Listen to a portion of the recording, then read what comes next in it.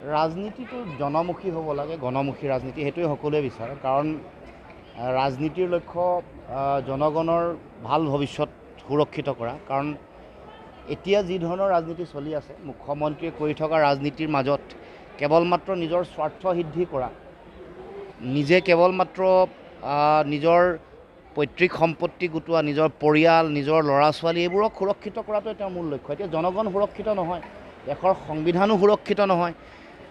যে গণতান্ত্ৰিক ব্যৱস্থাটোত আইনৰ শাসন চলিব লাগে, আইনৰ শাসন নচলি এতিয়া যি পৰিৱেশ হৈছে, এক অতি জংগল সদৃশ পৰিৱেশ এটা তৈয়াৰ কৰিছে। আনকি দেশৰ গণতান্ত্ৰিক যিটো ঐতিহ্য পৰম্পৰা, ইয়াক এইও সুৰক্ষিত হৈ থকা নাই। গতিকে আমি নতুন প্ৰজন্মই কি বিচাৰোঁ, আমাৰ সকলো জনসাধাৰণে যাতে ন্যায় পায়, বিশেষকৈ গণতান্ত্ৰিক ন্যায়, সামাজিক ন্যায় যাতে সুৰক্ষিত হয়, তাৰ লগে লগে সকলোৰে সম অধিকাৰ যাতে নিশ্চিত হয়। প্ৰতিটো জাতি, জনগোষ্ঠী, ভাষা ভাষী, ধৰ্মাৱলম্বী লোক প্ৰতিগৰাকী নাগৰিকৰ তেওঁলোকৰ সম উন্নয়ন, সম অধিকাৰ আৰু সমমৰ্যাদাৰ যিটো চিন্তা, যিটো সংবিধানে কৈছে, সেইটো সুৰক্ষিত কৰাটো মূল লক্ষ্য। এতিয়া কেৱল মাত্ৰ ক্ষমতা পাবৰ কাৰণে মুখ্যমন্ত্ৰীয়ে যিবোৰ কথা কৈ আছে যে তেওঁৰ পেটাৰ্ণৰ ৰাজনীতি, তাৰমানে তেওঁ যি ধৰণে ৰাজনীতি কৰিছে সেইধৰণে মানুহে কৰিব লাগে, তেনেকুৱা এটা পৰিৱেশ, তেনেকুৱা ৰাজনৈতিক সংস্কৃতি এটা মানুহক জাপি দিব খুজিছে।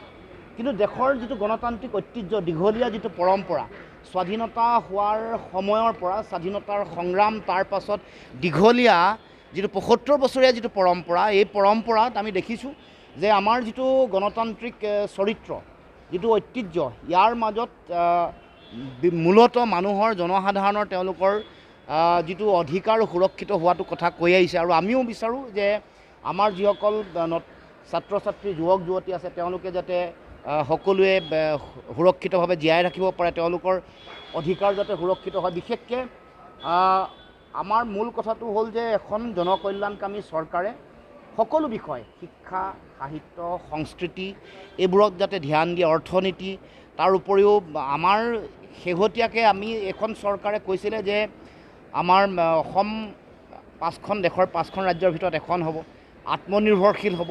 এতিয়া আমি কোনটো বিষয়ত আত্মনিৰ্ভৰশীল? এনেকুৱা কোনো বিষয় ক'ব নোৱাৰে য'ত আমি আত্মনিৰ্ভৰশীল হৈছোঁ।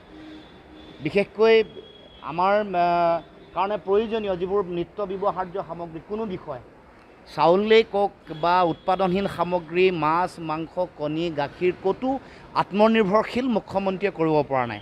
ছাত্ৰ ছাত্ৰীসকলক তেওঁলোকক ভাল শিক্ষা দি, ভাল গৱেষণাৰে তেওঁলোকে আত্মনিৰ্ভৰশীল হ'ব পৰা ব্যৱস্থা চৰকাৰে কৰিব পৰা নাই। মুখ্যমন্ত্ৰীয়ে গৌৰৱ গগৈ সভাপতি হোৱাৰ পাছত যেনেকুৱা ধৰণৰ কথা বতৰা কৈছে, যেনেকুৱা ধৰণৰ আচৰণ তেওঁ কৰিছে, এতিয়া মুখ্যমন্ত্ৰী আসনৰ মৰ্যাদা লাঘৱ কৰিছে। মুখ্যমন্ত্ৰী মানে ৰাজ্যখনৰ নেতা, প্ৰতিগৰাকী নাই, যোনে ভোট দিছে তেওঁলোকৰো নেতা, যি ভোট নাই দিয়া তেওঁলোকৰো নেতা।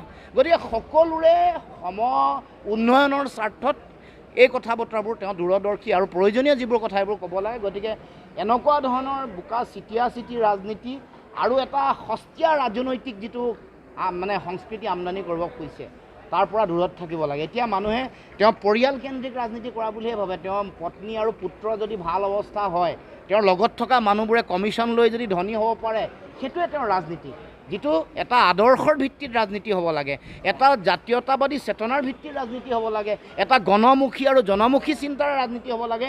সেই আদৰ্শ, সেই চিন্তা পৰিহাৰ কৰি নিজৰ চিন্তা, নিজৰ কেনেকৈ মন্ত্ৰিত্ব ৰাখিব পাৰি, কেনেকৈ মুখ্যমন্ত্ৰী হৈ থাকিব পাৰি, কেনেকৈ ধন সম্পত্তি ঘটিব পাৰি, তাতে চিন্তাৰ তেওঁ যিটো সীমাবদ্ধতা, সেইটো আমি সকলোৱে দেখিবলৈ পাইছোঁ।